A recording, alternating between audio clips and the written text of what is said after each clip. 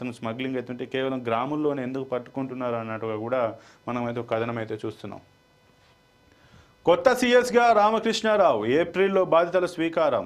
ఇక రాష్ట్ర ప్రభుత్వ తదుపరి ప్రధాన కార్యదర్శిగానైతే కె రామకృష్ణారావును నియమించాలని ప్రభుత్వం నిర్ణయించినట్టు తెలిసింది. 1989 బ్యాచ్కి చెందిన ప్రస్తుత సీఎస్ శాంతకుమారి ఈ 2021 జనవరి నుంచే సీఎస్గా వ్యవహరిస్తున్నారు.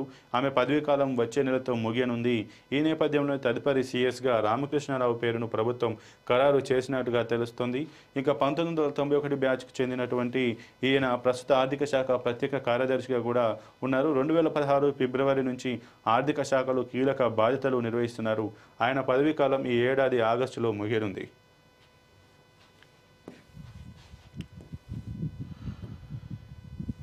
పెళ్లైన నెల నుంచే విడిగా ఉంటున్నాం. కోర్టుకు తెలిపిన రన్యారావు భర్త జతిన్ అరెస్టు నుంచి మినహాయింపు ఇవ్వాలని అభ్యర్థన. ఇక గత ఏడాది నవంబర్లో తాము వివాహం చేసుకున్నామని, కానీ కొన్ని కారణాల వల్ల డిసెంబర్ నెల నుంచే విడిగా ఉంటున్నామంటూ కూడా ఎవరైతే బంగారం స్మగ్లింగ్ దొరికినటువంటి నటి రన్యారావు హస్బెండ్ జతిన్ అయితే కోర్టుకి తెలిపినట్టుగా తెలుస్తుంది. రన్యారావు బంగారం స్మగ్లింగ్ కేసులో తనకు అరెస్టు నుంచి మినహాయింపు ఇవ్వాలంటూ కూడా ఆయన అభ్యర్థిస్తూ పిటిషన్ దాఖలు చేశారు. వారిద్దరూ అనధికారికంగానే విడిగా ఉంటున్నారని హుక్కేరి తరపు